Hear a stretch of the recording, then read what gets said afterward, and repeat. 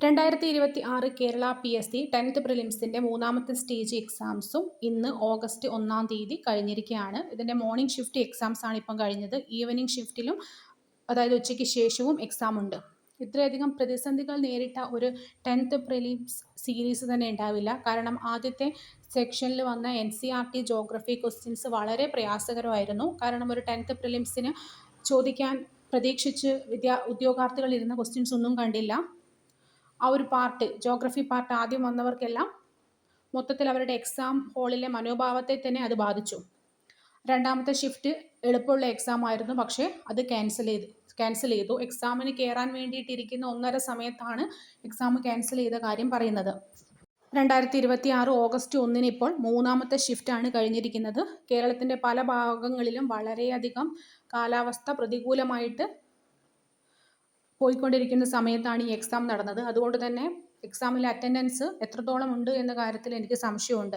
എക്സാമിന് എത്ര പേർക്ക് എഴുതാൻ സാധിച്ചു, എത്ര പേർക്ക് കൃത്യസമയത്ത് ഹാളിൽ എത്താൻ സാധിച്ചു എന്നുള്ള കാര്യമൊക്കെ നമുക്ക് വിലയിരുത്തേണ്ടതിരിക്കുന്നു. അതായത് അപ്ലിക്കേഷൻസ് കൊടുത്തവരും കൺഫർമേഷൻ കൊടുത്തവരുടെ എണ്ണത്തിലും വളരെ കുറവ് വരാനാണ് ചാൻസ് ഇന്നത്തെ ഒരു എക്സാം ഡേറ്റിന്. കാരണം മലയോര മേഖലയിൽ നിന്നൊക്കെ എക്സാമിന് വരാൻ വളരെയധികം ഉദ്യോഗാർത്ഥികൾ ബുദ്ധിമുട്ടി.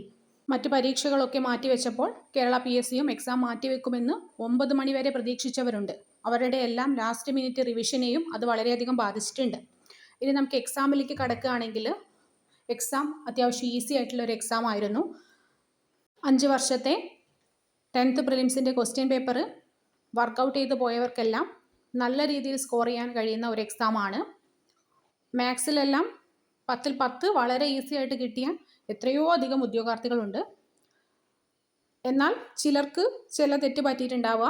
NCERT ക്വസ്റ്റ്യൻ പേപ്പറിൽ കഴിഞ്ഞ ക്വസ്റ്റ്യൻ പേപ്പറിൽ ക്വസ്റ്റ്യൻസ് വന്നതുകൊണ്ട് സാധാ റിവിഷൻ നടത്താതെ പുതിയ NCERT പഠിച്ചിരുന്നവർക്ക് മേ ബി ലാസ്റ്റ് നിമിഷത്തെ റിവിഷൻ ഇല്ലാത്തത് കൊണ്ട് മാർക്ക് നഷ്ടമായിട്ടുണ്ടാവും.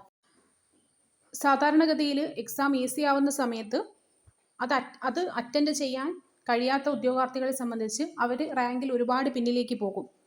എത്രത്തോളം നമുക്ക് അറിയാവുന്ന ഒരു ക്വസ്റ്റ്യൻ ആണെങ്കിൽ പോലും പ്രോപ്പർ റിവിഷൻ ലാസ്റ്റ് നിമിഷത്തിൽ ഇല്ലെങ്കിൽ നമുക്ക് എക്സാം ഹാളിൽ നിന്ന് കൺഫ്യൂഷൻസ് വരും. നമ്മൾ വീട്ടിലിരുന്ന് ഒരു ക്വസ്റ്റ്യൻ പേപ്പർ അനലൈസ് ചെയ്യുന്ന പോലെയല്ല എക്സാം ഹാളിലെ ഒരു മനോഭാവം.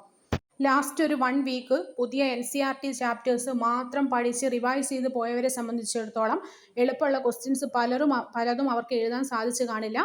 കാരണം പ്രോപ്പറായിട്ട് ലാസ്റ്റ് നിമിഷം റിവൈസ് ചെയ്യാത്തത് കൊണ്ട് എക്സാം ഹാളിൽ നിന്ന് 2 ഓപ്ഷൻസിൽ കൺഫ്യൂഷൻസ് വരാൻ സാധ്യതയുണ്ട്. ഞാനിതെല്ലാം പറയുന്നത് ഉദ്യോഗാർത്ഥികളോട് ചോദിച്ച് മനസ്സിലായ കാര്യങ്ങളിൽ നിന്നാണ്. പക്ഷേ വളരെ പ്രാക്ടിക്കലായിട്ട് എക്സാമിനെ കണ്ട് നന്നായിട്ട് എഴുതിയവരും ഒത്തിരി അധികം ഉണ്ട്. ഇപ്പം വളരെയധികം എളുപ്പമായിരുന്ന ഒരു എക്സാം ആയതുകൊണ്ട് തന്നെ ഞാൻ പ്രതീക്ഷിക്കുന്ന ഒരു കട്ട് ഓഫ് കഴിഞ്ഞ വർഷത്തെ പോലെ 10th പ്രിലിംസിന് 70 ആണ് ഞാൻ പ്രതീക്ഷിക്കുന്ന കട്ട് ഓഫ്. എനിക്കറിയാം എബോ 80 വാങ്ങിയ ഒരുപാട് ഉദ്യോഗാർത്ഥികൾ ഉണ്ടാവാം. എങ്കിലും ചിലപ്പോൾ 70യോ അല്ലെങ്കിൽ 65 to 70യിലേക്കോ കട്ട് ഓഫ് ചുരുങ്ങാം. കാരണം ഇതിനു മുൻപ് ഒരു എക്സാം നടന്നിട്ടുണ്ട്. ആ എക്സാം കുറച്ച് ടഫ്, അതായത് ജോഗ്രഫി പാർട്ടെല്ലാം വെച്ച് നോക്കുമ്പോൾ ഈ എക്സാമിന് അത്ര മാർക്ക് സ്കോർ ചെയ്യാൻ കഴിയുന്ന ഒരു എക്സാം ആയിരുന്നില്ല. അതുകൊണ്ട് തന്നെ ചിലപ്പോൾ അവർക്ക് എന്തെങ്കിലും ഒരു അഡ്വാൻറ്റേജ് കൊടുക്കും, അതല്ലെങ്കിൽ കട്ട് ഓഫ് കുറച്ച് കുറയ്ക്കും ഈ ഒരു എക്സാമിനെ കമ്പയർ ചെയ്യുമ്പോൾ. ഇന്ന് ഉച്ചയ്ക്ക് ശേഷവും എക്സാം ഉണ്ട്. ഓഗസ്റ്റ് 22-ാം തീയതി മാറ്റിവെച്ച എക്സാം ഉണ്ട്. അതുകൊണ്ട് തന്നെ കട്ട് ഓഫ് നമുക്ക് പൂർണ്ണമായ രീതിയിൽ പറയാൻ സാധിക്കില്ല. പക്ഷേ എന്നിരുന്നാലും ഇന്നത്തെ ഒരു എക്സാം അത്യാവശ്യം നല്ല എളുപ്പമുള്ള എക്സാം ആയിരുന്നു. 10th പ്രിലിംസിന് ഉദ്യോഗാർത്ഥികൾ പ്രതീക്ഷിച്ചു പോയ ഒരു ക്വസ്റ്റ്യൻ പേപ്പർ ആയിരുന്നു. അത് കണ്ടവർക്കെല്ലാം വളരെയധികം സന്തോഷവും ആശ്വാസവും ലഭിച്ചു കാണുമെന്ന് തന്നെയാണ് ഞാൻ വിശ്വസിക്കുന്നത്. ഈ ഒരു എക്സാമിൻ്റെ മാത്രം കട്ട് ഓഫ് പറയുകയാണെങ്കിൽ ഇറ്റ് വിൽ ബി എബോ 70 അല്ലെങ്കിൽ 75. എന്നാൽ കമ്പാരേറ്റീവ്ലി കഴിഞ്ഞ ഒരു ഷിഫ്റ്റ് എക്സാമിനെയും കൂടി നോക്കി പറയുമ്പോൾ മേ ബി 68 to 70 അല്ലെങ്കിൽ 72 ആ റേഞ്ചിലാണ് കട്ട് ഓഫ് പറയുന്നത്. ഇപ്പോൾ നമുക്ക് ബാക്കി എക്സാംസ് എല്ലാം കഴിഞ്ഞ ശേഷം നമുക്ക് ഡീറ്റെയിൽ ആയിട്ട് ഒരു അനാലിസിസ് വീഡിയോ ചെയ്യാവുന്നതാണ്. 22-നുള്ള ഷിഫ്റ്റും കഴിഞ്ഞ ശേഷവും അതുപോലെ തന്നെ എത്രത്തോളം പേര് എക്സാം അറ്റൻഡ് ചെയ്തു എന്ന ഡീറ്റെയിൽസ് വന്നതിന് ശേഷവും നമുക്ക് ഡീറ്റെയിൽ ആയിട്ട് ഒരു കട്ട് ഓഫ് പ്രഡിക്ഷൻ വീഡിയോ ചെയ്യാവുന്നതാണ്.